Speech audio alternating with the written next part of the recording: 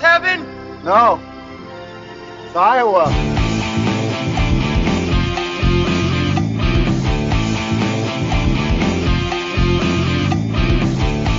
Well, we're way past big speech time. I want to thank you for the last few pods. It's been very special to me. Anybody have anything they want to say? Just that the three of us functioning as a single unit is really something pretty great. Like Pistons? Yeah. Firing away? Most people would kill to be treated like Eric Lane, even for just a few moments. I feel like every episode of this, we're all just looking around and we're drawing up plays for each other. Kevin's a real Jimmy Chitwood of our group. He's going to make it. Is it time for him to start playing ball? Yeah. Come on, Kevin. Suit up. Coach stays, I play. All right, we're talking Hoosiers this week on the pod. These 6 individuals have made a choice to work, a choice to sacrifice, put themselves on the line, represent you, this high school. This is your team. Hoosiers. They needed a second chance to finish first. Well, welcome, ladies and gentlemen, to the championship game. You're not the new coach. Are you expecting somebody different? Younger. Most incredible and improbable confrontation. Well, those of you who don't know, my name is Norman Dale. I coached college ball for 10 years, but it's been 12 years since I've blown this. In the illustrious history of the Indiana High School basketball tournament. That's a hell of a team you had there. You knew that team? I know everything there is to know about the greatest game ever invented. With a pint size hardly big enough for 3 syllables, Hickory Huskers, enrollment 64. Out of here. Right now. You kicking me out? Yes. Don't come back until you learn to keep your mouth shut and listen. Take on the defending state champions, the Mighty Bears of South Bend Central. Run you off the boards. You got to squeeze them back in the paint. Make them chuck it from the cheap seats. Already calling this the game of the century. I've seen them, the real sad ones. They sit around the rest of their lives talking about the glory days. News people from all over the Midwest are here to witness Hoosierland's version of the Cinderella story. It's got to work out this time. That's it for good. The starting lineup for the Huskers. Well, my boys only know basketball, farming, and school. A basketball hero around here is treated like a god. You know, most people would kill to be treated like a god just for a few moments. Forget about the crowds, the size of the school, their fancy uniforms, and remember what got you here. If you put your effort and concentration into playing to your potential, to be the best that you can be, I don't care what the scoreboard says at the end of the game, in my book, we're going to be winners. Let's win this and for all the small schools who never had a chance to get here. I love you guys.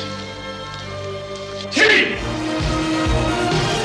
Gene Hackman, Barbara Hershey, Dennis Hopper. Hoosiers. They needed a second chance to finish first. Welcome to the Pod of Dreams. If you listen, we will pod. This week, we're talking Hoosiers. It's a movie that I've never seen before, so this was a cold watch for me.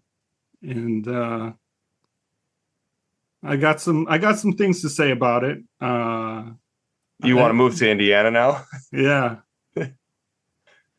And I'm joined by Ben and Eric. Ben and Eric, how are you guys doing? Wonderful. Peachy keen. Just dribbling in the dirt, shooting up, taking shots, practicing my game. So, Eric, you've seen this movie before. What? I have. What was the circumstances? So before our state tournament, I think I was in 6th grade, our state tournament championship game. My coach got us all together to watch Hoosiers. So I was 12, I think I was 12 years old, never seen it before. And we all sat around and watched it. And, it was like a pretty motivating, uplifting, because like I grew up in St. Paul and the team we played for was Griggs. It was just the street that the rec center was on. It wasn't some big, a rec organization. We didn't even have a gym. And we were just a bunch of ragtag kids. You just say Hickory It sounds Huskers. like District 5, Mighty Ducks, by the way. It's what we were, man. I swear to God. And I think we were playing I don't know, it's like Tartan or something like that. One of those schools that has, big traveling organization. They do tryouts and shit. And that was our motivation. Watching Dennis Hopper get shit faced and wander onto the court, wondering what that was all about. and what happened? Yeah, to your team? We won. We got first place. Was the team taller and faster than you? No. Oh, we were pretty good. Oh, okay. We were pretty good. Did you guys have the best player in the state by far? One of the guys on our Eric team. Lane. No, it was not me. His name was Kim Sarin, and he ended up playing for Georgetown. He's a great football player. Played for Cretin, won 2 state tournaments with Joe Mauer. So he was a real stud. Oh yeah, he was unbelievable. And his brother Liang was on our team. Guards were just dominating. I just did my part, grabbed some boards. I was like who's the guy that got stabbed in this movie? Oh, Dennis Hopper's son. I can't remember his name. Son, yeah. No. Oh yeah, he was the Hopper's son. Yeah. Yeah, he's the one that got into the glass and got his arm cut. And needed yeah, right. Got cut in the glass because he was so pissed off about his dad. He's so embarrassed. The trophy case, checking dudes. Yeah. Yep. That was more like me. Is that Everett? No. I don't remember the name. They're all pretty interchangeable. I kind of remember Jimmy Chitwood because he was supposedly just Jimmy so awesome. Chitwood. Strap was the praying guy. A praying guy, yeah. And Ollie was like the little guy that hits the free throws to win the one game. Yeah, the granny style free throws. Yep. Right. Yep. Everett Flatch. I'm looking it up now. That's his dad was Shooter Flatch.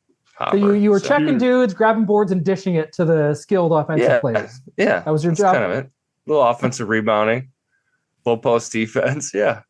Sometimes you'd wait by the hoop in case you got a pass and you were left open. Okay, I got it. That was Did they ever run the picket fence for you? Were you ever the swinging gate on the picket fence? No. Okay. How about you, Ben? I saw it because it was a movie to see. I was weaned kind of on the 90s kid sports movies that basically ripped Hoosiers off. I mean, the plot to Hoosiers is almost verbatim the plot to Big Green, by the way, the soccer movie. Mighty Ducks is kind of the same plot. Almost. There's a couple differences here and there, but it's the ragtag, downtrodden kids who are brought together with a coach who has unorthodox means of doing stuff and gets them to believe, and they win the state title or district championship. I didn't ever see it in a sports context, and I thought it was fine. It was good. I enjoyed it. And that was it. I mean, it didn't rank among the greatest sports movies of all time for me, but I liked it just fine. But what about you, Kevin? You had heard of the movie, obviously, but you'd never seen it. I had heard about the movie and how legendary it was for being one of the greatest sports movies of all time. So around the same time was The Natural. I watched The Natural on VHS back in the day and on cable, and I liked The Natural. That was also a pretty famous sports movie. We just did Slapshot. That's another sports movie that I enjoyed. So I had pretty high hopes for this one, especially I think I watched like a ESPN documentary on it before I even watched the movie. I saw the documentary years ago. So I was expecting a lot. It did not live up to expectations. Did it hit the shot, Kevin? No, it did not hit the... It clanked off the backboard? It's a weirdly kind of dour movie. There's something about it's not as fun as, you think of it as this like underdog story, but it's really not like it's not a fun watch. Yeah. Yeah. Maybe it's the setting because this is all muddy and fucking shitty Indiana. I don't know. Well, that's the part about it I like the most, is it did feel like a shitty small town in 1951. Yeah. And everything felt appropriate and they got that vibe right. But it's a movie I did not think about too much. I found myself constantly trying to be like, try not to think about all the things you're thinking about. But go ahead, Kevin. So I thought it was pretty interesting, though, that there wasn't any classes for the rankings of teams in Indiana. Yeah. So it's any Yeah, it was any like a school double could A, play, triple A kind of yeah, thing. Yeah. any school could play any other school. So a giant 2,800 attendance school like Muncie could play like a 64 student body of Hickory Huskers. Is it? Yeah. Yeah. Well, it's that and that I always thought they were the Hoosiers. Why is this movie even called Hoosiers? Because Indiana's the Hoosier state? That's correct. You got it. If you said it in small town Iowa, you could call it Hawkeyes if you wanted. It'd be about the same thing. If you said it in small town Minnesota, you could call it Gophers. Isn't Minnesota the Gopher state?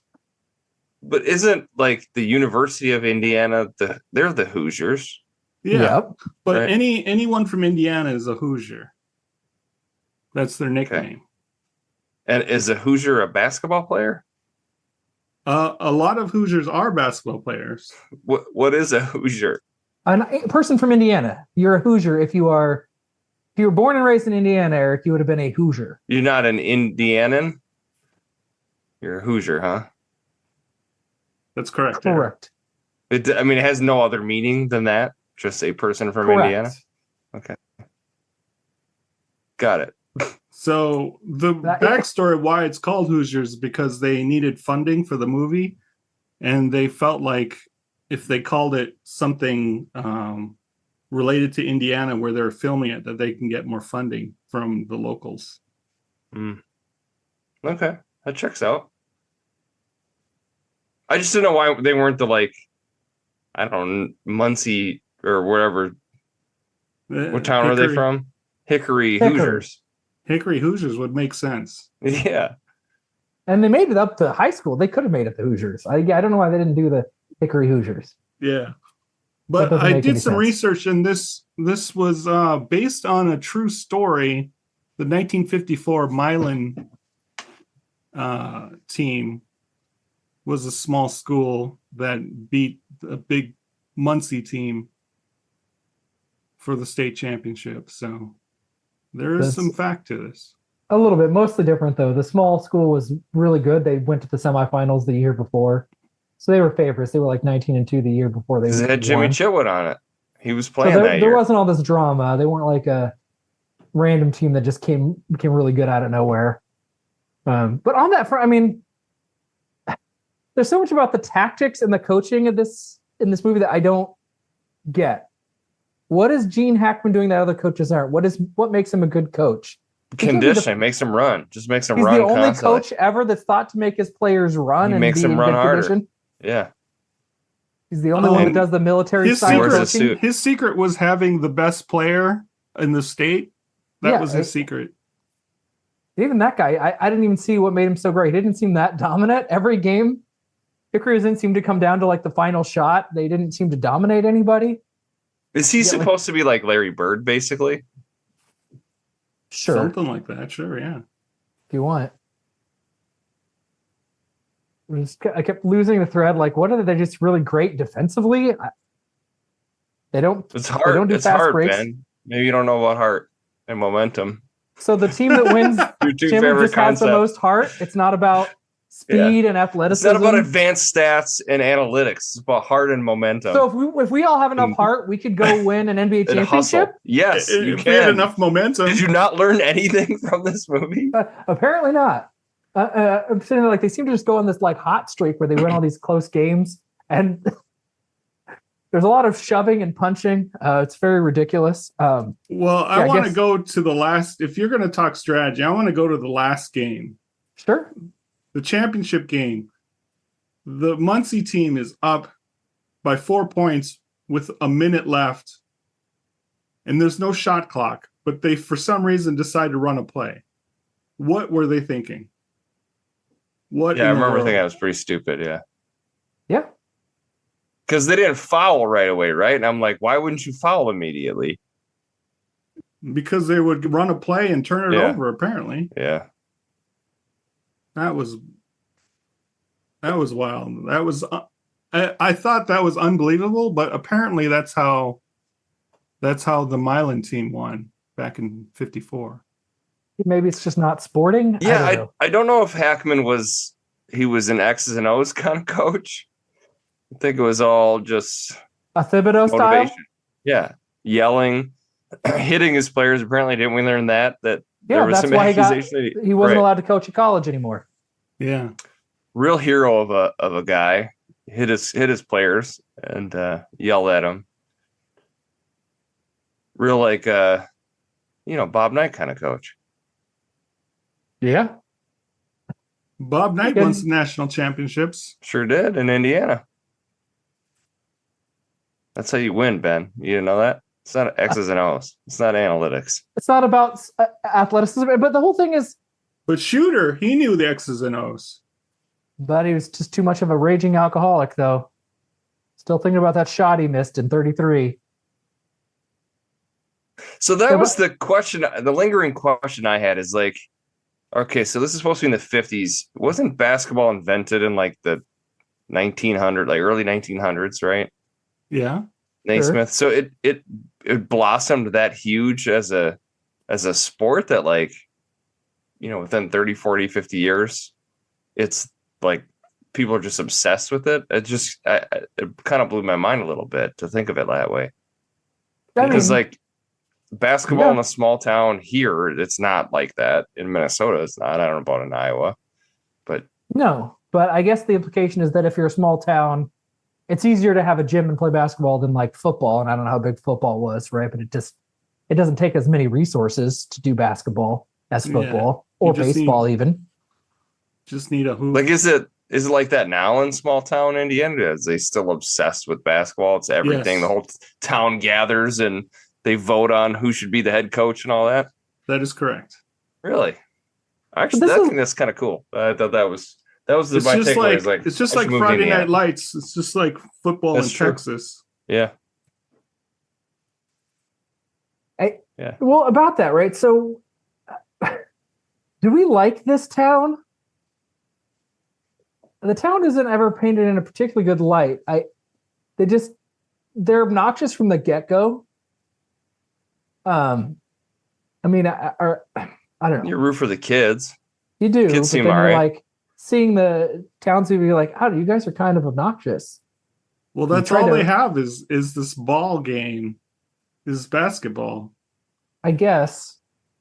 I mean, living through right now, like sports parents, they're all pretty obnoxious. I mean, honestly, like even at the youth level, there's almost all the parents are terrible. But then I don't root for those people. I understand you want the kids to see, but at a certain level, it's like, screw, those parents are obnoxious. I don't want success for them. I don't know. And like the guy who I don't know, was he in Slapshot? The guy who he leads the first practice before he gets kicked out. That actor. I don't know. Oh yeah, but I know who you're talking about. Yeah. I mean, he's in Rudy, and the Rudy was directed by the same guy. Apparently, like schmaltzy sports movies were his thing. I don't know. From Indiana. Yeah. Anyway, I don't know. He was like annoying. He tried to oust the guy, and then they're just like snickering and getting in his face. And I don't know. I was like, these people are kind of annoying.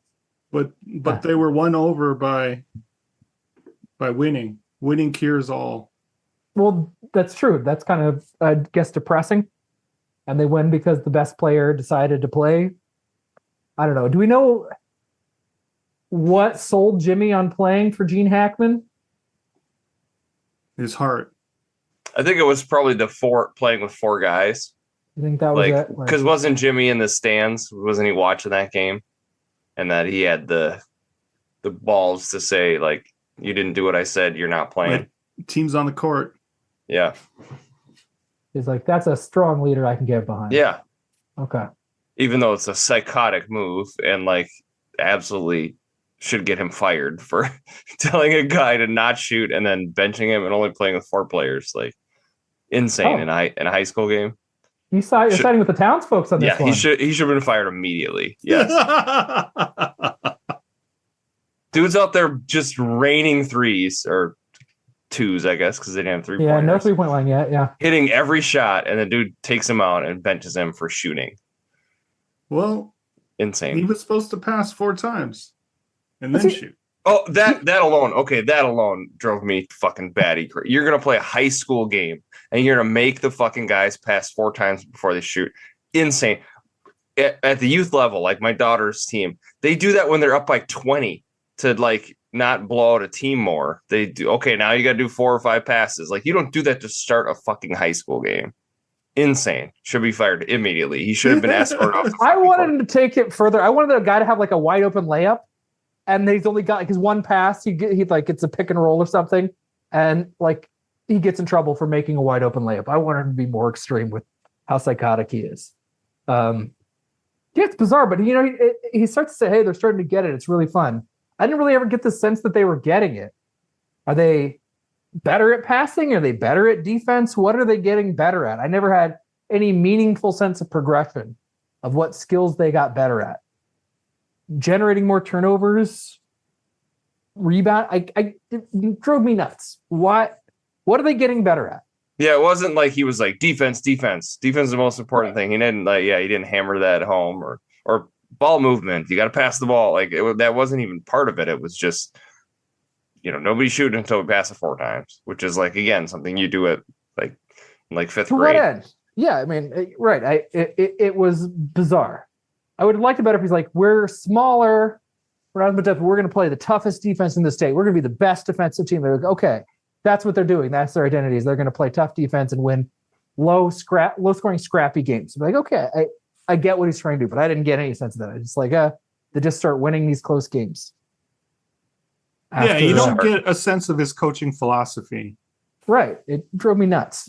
We're a zone defense town. Oh, I guess he's strict man-to-man. That's the one coaching philosophy we have. Strict man-to-man. So we can't do both? We can't alternate based on what strategy you want to employ? No. We can only do one style only? Okay. I'd like it better if he's like, if he even said, we're going to do man-to-man, you're going to be super tough. Like, and another thing, so the 2 guys leave, right, in the first practice because they give him a little attitude and he's like, get out of here. We see the one guy come back with his dad. When does the other guy come back? He does, but we don't see it. I think it's a deleted scene. It ended up being deleted. Because there's only the 7 guys, right? Does he come back? Yeah, he comes back. Yeah, he's a key character. He's like, hey, buddy, slow down the eye. He talks to him. It's that guy. Oh. I want you to stay on your man. I want you to know what his favorite chewing gum is or whatever. Like, that's him. He comes back. Dentine. Yeah, sure. Like, but yeah, we don't forget. It's like, didn't that guy need to have a scene where he came back and apologized? How did he get on the same page? We don't know. Just he's there and he's on board. It was cut. That's a sloppy mistake that shouldn't have happened. They didn't need to have both get 2 scenes of the same. Like, correct. So just have the one guy leave, have the other guy stay, and then that other guy has to apologize. But he's no gizzard. I ain't no gizzard. Whatever that means. I gotta have what was the age gap between Gene Hackman and the Barbara Hershey? Yeah. Well, Barbara Hershey was 38 during filming or when it was released. So maybe it's less bad, but he was in his 50s at least. Yeah. Well, the implication was Wasn't that Hackman he was like perpetually 60 years old? Like, was he ever younger than that? Yeah, even in like French Connection, he seemed right. Yeah, he was 60 then, right? Yeah. Yeah, I mean, she was supposed to just be some like, she lived at home and never married and like doing farm work. Was she supposed to be 20 or early 20s? I think she was supposed to be in her late 30s. At least then it wouldn't be as creepy. Yeah, 38's better than I thought. At least. But still kind of I kept saying, so it's got to be said. There are no black characters in the movie, right? It's a basketball movie. Yes, there are. Yeah, on the team they play. Except at the very end, on the team with the 6'4" and 6'5" dudes. Yeah. The first black people who said, I kept imagining a different movie where the Hickory Huskers were the villains because they wouldn't play. because they were racist and wouldn't play with black people. I just kept thinking that the whole time. It goes uncommented on, which I guess is a strength of the movie, maybe. But I just kept thinking, like, these could easily be the villains in a different movie. They weren't racist in any way. Is that No, they did weren't. I miss that? No, they weren't. No, Yeah, my point is okay. they weren't, but they could have. Like, I think there was probably a lot of racist white people in Indiana in the mid No, never. 1950s in a small town. I mean, that's probably like the first black people some of those folks had ever seen, I would guess. Anyway, it didn't comment on it, but I kept imagining if this were a different movie. Well, when I know, like, weren't the Gophers in Iowa one of the first college football programs that had black players? Yeah, that's why we won so many national championships. Right. Yeah. I mean, I guess I don't know the time. Is that's the 40s, right? Yeah. When they did, I mean, so this is probably like, yeah, one's Brown versus Boer. This is probably like right around, segregation and all that. So that's before. I guess yeah. I mean, but you're right. That's before. I don't know. Segregation is still very much a thing in the 1950s. It's at least in huge chunks of the U.S. I guess I can't speak to Indiana. Right. Would they have even been allowed to play? Right. I was just thinking about I guess that. Is like a good question. I also kept imagining a movie where like a really tall, athletic black kid moves to town, and it's like they have this moral dilemma: do we let him play? He'll help us win, but we've got to deal with our racial biases. I don't know. I kept thinking about that because it's not commented on in the movie at all. We just hear how they have like the tallest players in the state. When they play, they're like, "Oh, these guys are real basketball players." They're like, right. "Oh, okay, yeah, all right. We're out here fucking peach baskets. These guys are like real basketball players." Yeah. I think the racial makeup of the Muncie team was similar to the team that was beat in '54.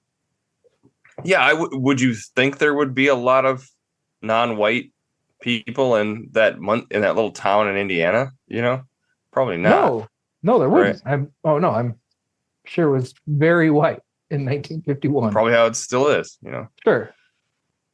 I just that's something I kept thinking about. And I also kept thinking about how much basketball has changed, like since 1950. Like the tall guys were 6'4". Like, they're like 6'10" motherfuckers out there just terrorizing the court. 7-footers, right? Like 6'4" isn't even really that tall. You got Eric Lane who's towering 6'5". He would have been. Yeah. Oh, you could have ruled. You could have absolutely dominated in the 50s. Oh yeah. I was born 30 years too late. You would have been the Jimmy. We got to get this guy to stop bailing hell. We need him to play ball. I don't think I would have done well with Gene Hackman as my coach. I'd have been the guy that quit. I'd have been like, fuck this guy. Vibes does not pass the vibe check. I'm out. You want us to just run and not touch a basketball? Yeah, Nope. Well, that brings up Gene Hackman. I mean, we didn't talk about him very much in our last movie, Superman, but this is probably his best known role, I'm guessing. One of them, yeah, for sure. Well, he won an Oscar for French Connection. Yeah, I mean that's his best movie overall. Yeah. Yeah, I think it probably depends on how old you are and what. I mean, I think if you saw him in the 70s. How many times did he play a coach? I mean, there's the replacements, right? Which is, is it the only 2 times? Seems like he was always this guy. Well, he's always this personality. Yeah, I mean, it just felt like a standard Gene Hackman performance. I didn't. But a standard Gene Hackman performance is still elevates a movie, I think. Oh, sure. No, I agree. He's not like a pro. It's not like The Program where James Caan was like the biggest issue with that movie was James Caan giving a confusing, bored performance. This wasn't that, but it's also kind of inscrutable. I don't know. I don't know. It wasn't amazing. He's just kind of short with everybody all the time.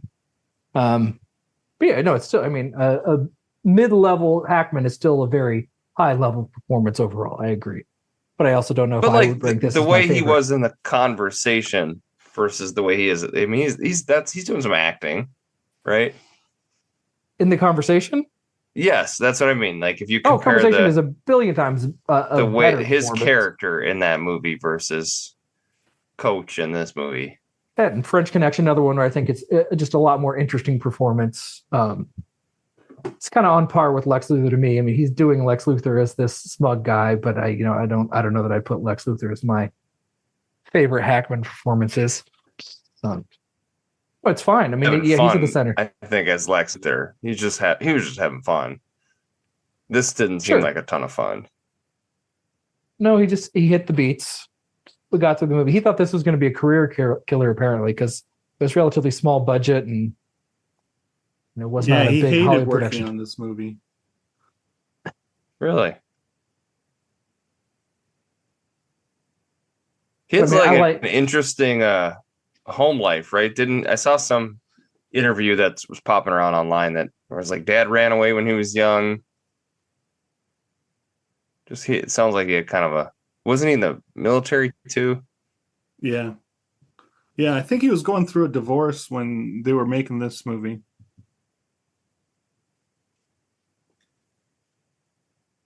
Seems like a guy that's been divorced a handful of times. Boy, the more we learn about how he died, how sad that shit was, man. Yeah. Yeah. All the attention and money and prestige. And he was just like in an apartment somewhere by himself alone. Brutal. Yeah, joined the Marines at 16. 16? How does that happen? Yeah. You lie about your age, I guess. Yeah. That's wild. Didn't start acting until he was in his 30s. Yeah, he and I think Dustin Hoffman became really good friends. Sure. Yeah, I don't know. Apparently every woman just wants to fuck him based off of every movie we've seen with Gene Hackman. Dude's just like his irresistible charm that I don't understand. But hey, he bagged like the only eligible lady in Hickory, right? Like, yeah. And he was like mean to her. Yeah. Yeah. He like negged her. Yeah. From the start too, their like first interaction on the steps was like he just like making fun of the town, making fun of her as a teacher, just like the school, like wow. All right. And she just wanted him. Well, he's a little different for whatever reason. Well, I mean, the conversation that he's got women throwing themselves at him, the fucking lady in Superman. Yeah. Just Gene Hackman. It's all about swagger, baby, I guess. Should this movie spent so much time on Dennis Hopper and the alcoholic father? No. Okay. No. I thought that was a lot to ask for this movie for them to win the state championship, for Gene Hackman to cure alcoholism and to bag the girl. It seemed like a lot of lifting.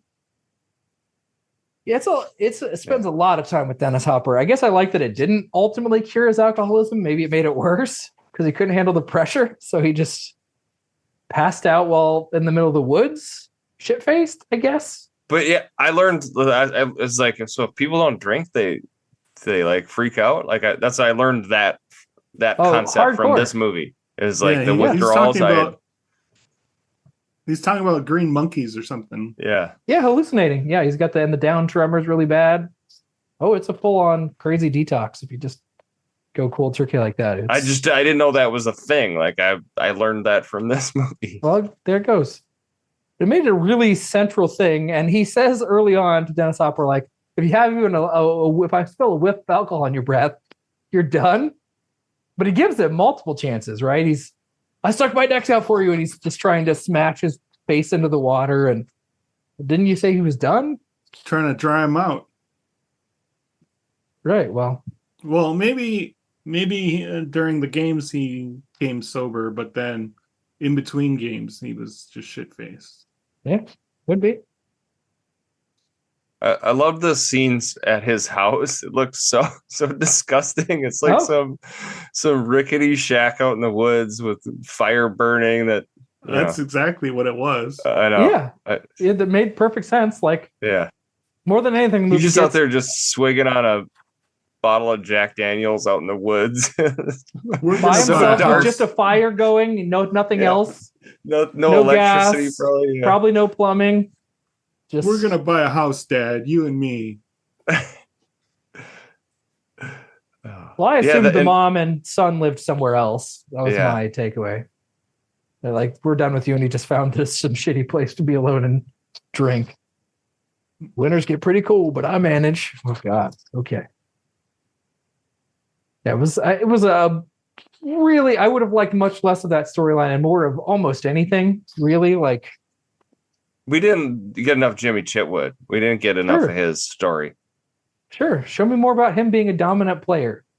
Yeah. Well, I don't know if we needed that. I thought the speech that he gives them about not caring about him being on his team, that one where he drains like 13 buckets in a row, I thought that was enough to show that, oh, this guy can shoot. He's a shooter.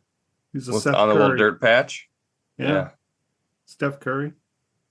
I guess. I mean, he really made all those shots too. That was like a one-er take, and he was just draining them. Yeah, until he said, "I don't need you on my team," or whatever he said.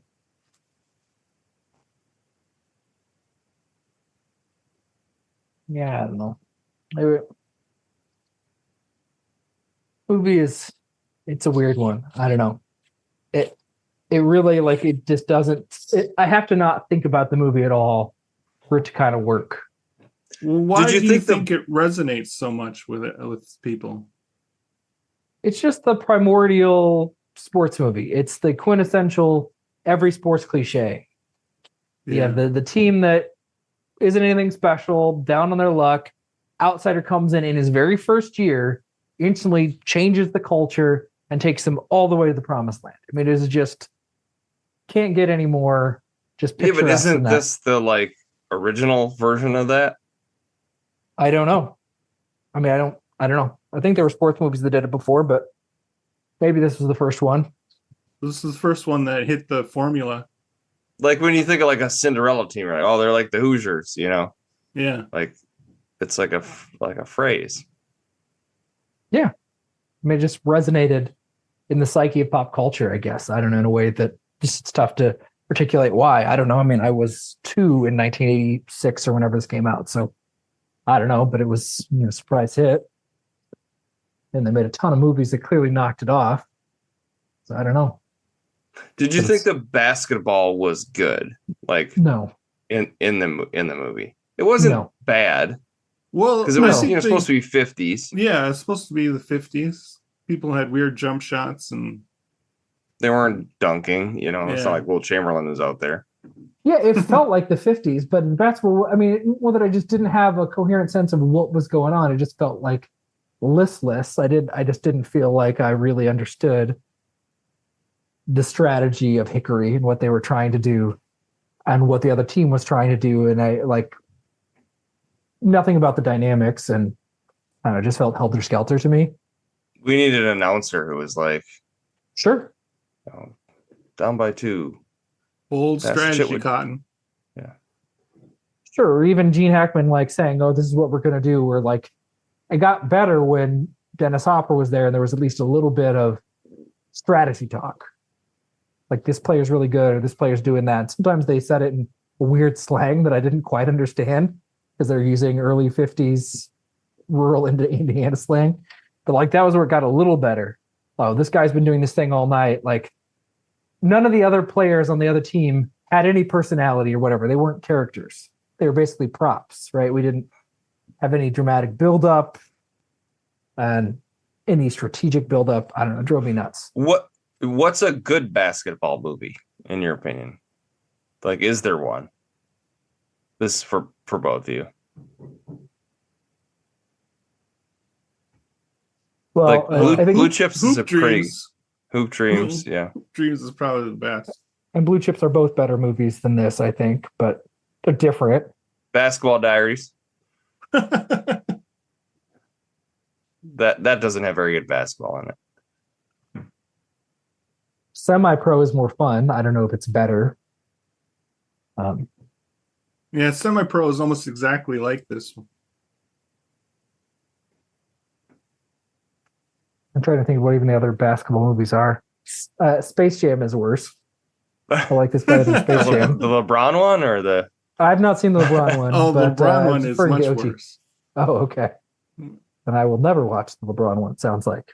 Yeah. Good choice. I heard the Ben Affleck one where he's the coach is actually supposed to be pretty good. Which one's Came that? out a couple of years ago, where he's like an alcoholic, and he's a basketball coach. Something back, the way back maybe. Never even heard of it. Yeah, it was like an Amazon movie during COVID. Oh, Supposed to be good. I don't know. I might like The Air Up There better. I don't know. But I mean, like sports movies, there are a lot that I like better. And I think Major League's a way more fun sports movie, and it's better. yeah, that was the thing. This hit all the beats, but it wasn't very fun doing it for some reason. It didn't. I like have, Mighty Ducks better. Yeah, it didn't have the. Well, so humor. those are all sports comedies. Is there like a legit sports drama? Like Rudy is more like a, sports drama. Any given Sunday. How many basketball sports dramas are there? No, I'm just saying any sports movie, sports dramas that aren't comedies. Like Caddyshack. Yeah, or Happy Gilmore or something like that. Yeah. Sure, Bad News Bears. Well, there aren't many that aren't comedies. I mean, it's The Natural I had mentioned earlier. That one. Yeah, that's my grandpa's favorite movie. Actually watched it. I've never seen it. It's pretty good, except Robert Redford is 48 years old. And he's playing like a teenager at one point. I've never seen any of those baseball movies. Like, isn't Kevin Costner in like 3 baseball movies too? You haven't Bull seen Durham's better. Never seen Bull Durham. You haven't seen Field of Dreams? I've definitely seen Field of Dreams. Okay. Several times. But I mean, there aren't a ton of sports dramas. I mean, even something as bombastic as what's Oliver Stone's movie with Al Pacino? Any given Sunday. Yeah. Yes. I mean that I probably like that better. I mean, it's cartoonish almost, but it's at least a little more. That's a honest fun about movie. sports. Yeah. Draft Day is worse than this, I would say. Draft Day. Is that a sports movie? Well, I don't know what you'd call Draft Day. It's a classic. Call it a classic. But yeah, Bull Durham's genuinely great, and I think it's a lot better than this. But isn't Bull Durham kind of a comedy? It's been a while since I've seen it, so I don't remember. Not a little bit, maybe. I don't know. It's not like Major League. It's not like a overt broad comedy. It's semi-serious. There's some definite sadness to it. Because Kevin Costner's character is a catcher in the minor leagues who loves and knows baseball, but he's just not good enough to be in the pros. Right. Remember the Titans? I probably like that a little. That's better about a coach that comes in. Moneyball. These are all movies I probably like better than Hoosiers if it really came down to it. Almost all. There's a few that put Hoosiers ahead of, but not many. I mean, there are just not enough moments. Like one of the moments I thought worked the best was the very end when he's like drawing up the play for the winning shot, and he's going to use Jimmy Chitwood as a decoy. And the players just look at him. He's like, "What's wrong with all of you?" And then they're like, "Oh no, Jimmy's got to take the final shot." He says he made that. Like that was on the one I'll make it. I'll make it. That's when I liked it. Right. That was like we get a little bit of what's going on. There's some sort of dynamic and trust. There's a little bit of, I guess, growth on the part of Gene Hackman, like trusting his players a little bit, and not being too stubborn. There aren't just enough of those. Here's the coach talking about what they're going to do, and this is what he sees, and this is how he's using his players, and there's just not enough of that for me in this movie. The basketball just sort of happens wildly. And I guess it is the 50s, so they were allowed to be a lot more physical. I don't know. One guy literally gets shoved and punched. Yeah. Didn't even get a technical. Yeah. Didn't do nothing wrong. But yeah, I don't know. I just think there was a Hackman lot of gets ejected a couple times, though. You got pigeon shit in your eye? the Hackman like mad because there's a lot of like interstitial cuts between like Hackman's Nice word, reactions. interstitial. Well there you done. go. The Hackman's reactions to like what's happening on the court. He's always, oh man, his like frustrations. There's like 20 of those. It's like, oh darn it! Like, come on, ref! Like, it just those are my favorite parts of the movie. It's just the cuts to Hackman yelling about what's happening on the court. Pass it 4 times. Oh, Yeah, he has to His dress little down paper. the student body. They're like, we want Jimmy when the team comes out, and he has to be like, this is the team you have. Oh man, why do we cheer for these guys again? Yeah, I don't fun know. pep rally, huh? Like, goodness gracious. Yeah, I don't know. I don't know. It feels like, and maybe it just hit the sweet spot of like greatest generation nostalgia plus the very beginning of boomer nostalgia that just kind of wrapped together perfectly to just hit this like sweet spot for people reminiscing about the simplicity of the early 50s. Yeah, there's no shot clock, there's no 3-point line. Things were simpler. yeah, it's kind of like a Norman Rockwell painting, but a movie form. Yes, that's a great way of putting it. And it's also just literally they quote the David and Goliath scripture at one point towards the end of the movie, right? So it's just this ultimate astounding small town boys beat the big town. So it's like a biblical metaphor, this movie. Actually, Is yeah, Hackman sure. Jesus then? And Maybe.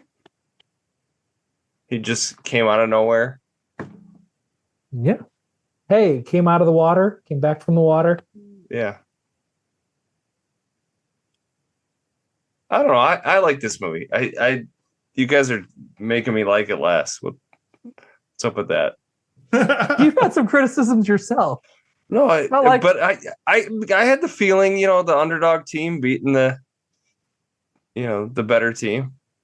I think I honestly think it's a Hackman thing. Like, isn't he always kind of like a bummer? Name a movie where isn't kind of a pain in the ass. And I don't know. I like Hackman a lot, but this to me is like what Hackman is. Sure. Yeah. Like even in the conversation, he's frustrating. Like everything about him, he's just like a frustrating guy. He always plays frustrating characters. He's frustrating as Popeye Doyle in French Connection. I mean, he's a frustrating dude. Yes. Sure, he's Complicated. frustrating in Royal Tenenbaums, and I love that performance. But he plays a really frustrating guy who pretends to have cancer. I think that's his best performance. It's up there. It's one of. It'd be in there. That one's great. Yeah, he's really good. He's in a spy thriller in the late 90s. Is it Enemy of the State? Is that Hackman? Yeah. Maybe not. I don't know that he's a nice guy in it, but I remember liking him in that as well. I like this movie just fine, Eric. I mean, I don't know if we're transitioning to our score, but this movie is a pure vibes movie. Like, it gets by almost exclusively on vibes and nothing else. It's a bit like Mallrats to me, and even Excalibur. It's a movie that really, I don't think actually works underneath the facade. There's a lot of actual problems with it, but it somehow kind of captures the vibes in a way that makes it work, generally speaking. It's kind of how I feel about this movie. I can't think about it because they're going to do, I'm going to be annoyed. Like, what is actually happening here? Do I actually care? But no, you just kind of get caught up in the vibes and the feeling and the trip. I don't know. So I don't hate it. As much as I think this movie deserves a ton of criticism, I don't hate it. It's just, it is not the best sports movie of all time. I would disagree with that assertion. The high expectations you referenced, Kevin. Like, yeah. I saw it and didn't meet those. I just thought, it was fine when I saw it the first time. Like, it's fine.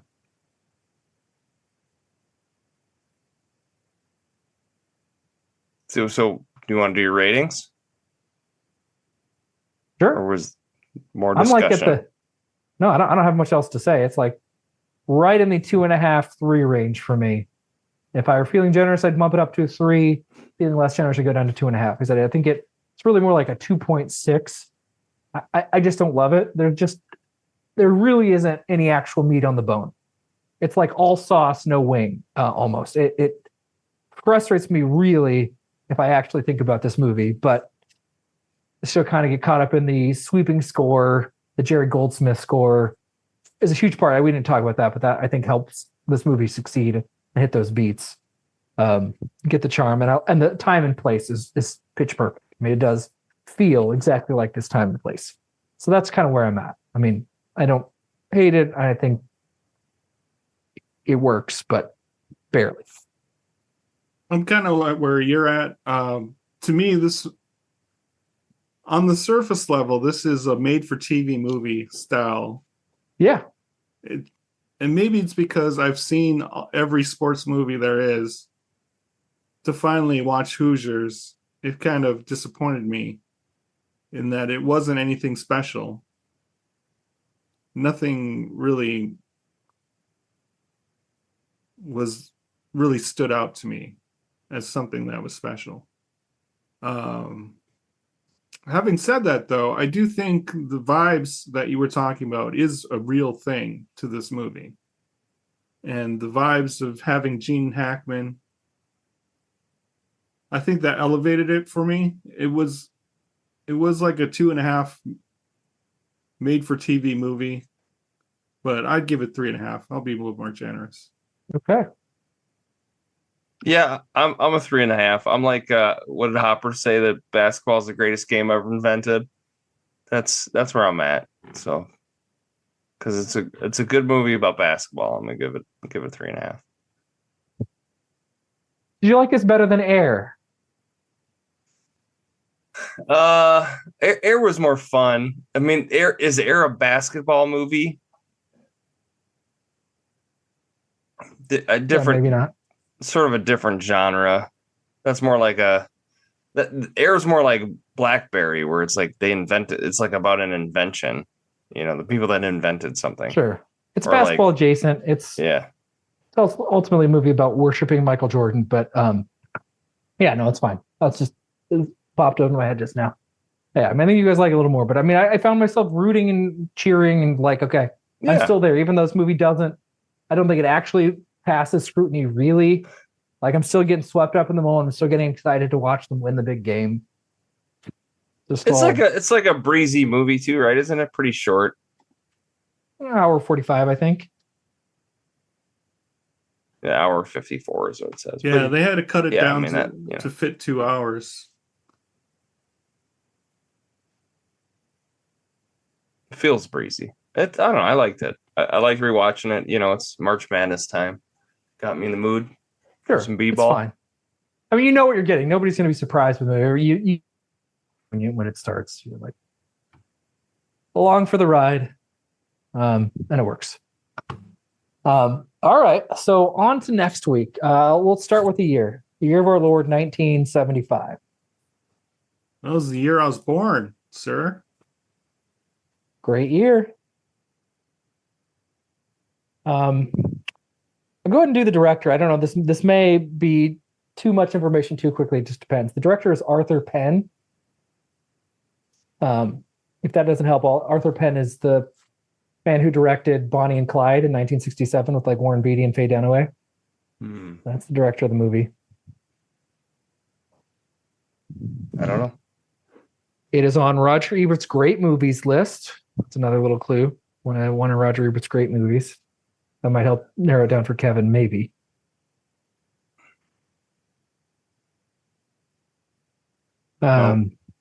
Early performance by James Wood, and it's Melanie Griffith in her film debut. It's that Working Girl, right? Working Girl's way later than that. That's it's like later. 85 or 86.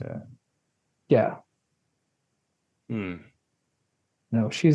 Melanie Griffith is like, I think it was 16 at the time of shooting, which complicated things for reasons we'll get into later, I'm sure. I'll also give you the stars, Gene Hackman. I was inspired by the consecutive Gene Hackman choices. So, oh my gosh, is it Night Moves? Night Moves. It is. Yep. I've never seen this. This has been one I've wanted to watch for a while. So, yeah, I watched it a long time ago as part of just going through Roger Ebert's. I barely remember it. The setup it's like is a just thriller, right? Isn't it? Yeah, it's a neo-noir thriller. He's a private investigator who gets into some shit. That's the setup. That was great. I'm sure there's a chance you'll like it, Eric. I hope it's not a movie you'll at least obviously hate from the get-go. And I don't know, Kevin, have you seen it? No, I have not seen it. Does Gene Hackman sing in most of this movie? Yeah, it's actually a musical. It's a neo-noir musical. And actually it's opera. There's not a single line of dialogue. Everything is sung. So Perfect. how about it? Well, it's a tight 99 minutes. No, it's not. Whoa. It's not long. I remember almost nothing about it. I remember vaguely liking it, but I'm way due for a rewatch. And I had somewhere else I was going to go, but you both picked Gene Hackman movies, and I felt like, all right, I had to complete the cycle. We're going to just do a Gene mini Hackman spring. sampling. Neither of you have seen it. I haven't seen it in a long time, so I'm looking forward to it. There's not, you have to pay. Sorry, dude. Like, I don't think it's streaming anywhere. It is going to cost $4 to watch it. Sorry. Well, that's quite all right. Night Moves. Arthur Penn. What other movies you say he directed? Bonnie and Clyde is one of the big, like, new wave, new Hollywood. Was one of those movies that, because it's so violent. In '67, it was so much more violent than a mainstream movie had been. He directed, I think it's just as a Big Man, the Dustin Hoffman movie. Alice's Restaurant is another one. So he had this run in the late '60s to the mid '70s. I know you haven't heard of those. Those are probably the most famous movies he had, and then he will, I think, taper off from here. But those movies that wasn't loved at the time that people have come around to. Is the Bob Seger song "Night Moves" in the movie Night Moves? I don't think so. I think Night Moves, the song, came out just after this movie. I thought about using that as a clue. Actually, I decided not to. But yeah, looking forward to it. Okay. Eric, I hope you see a new movie that you like and you don't hate it. I'm hoping. Fingers crossed. Although I think we already know Hackman's probably not going to be a super pleasant dude. Yeah, I can bundle of already joy. kind of tell. I'm going to have to enjoy it despite Gene Hackman, I think. So, Wow, you're becoming a Hackman hater. Uh-oh. I don't know. I've always said I had a complicated relationship with Hackman. Interesting. Because I think he's a really good actor. But he is kind of always Gene Hackman. Well, this might be the worst time to watch it then, since you already Hackmaned out a little bit. But No. I've wanted to watch this for a while, so it's all good. So this is right after the conversation. He goes into Night Moves. Okay. No, we haven't talked about Hackman in Unforgiven. That's another one. Or he's Crimson Tide, right? I mean, he's pretend charming in Unforgiven, but he's not actually charming. Quick and the Dead. Yeah, he's pretend charming in that one too. Yeah. Okay. There we go. This will be my last Hackman pick for a while, but I was like, all right. No, I'm calling it I didn't audible. tell you guys. This is the new format of the podcast. It's only Gene Hackman movies. Oh man, gonna cause Eric to spiral. All right. Well, the Night Moves next week. You heard it here. Bye. Bye.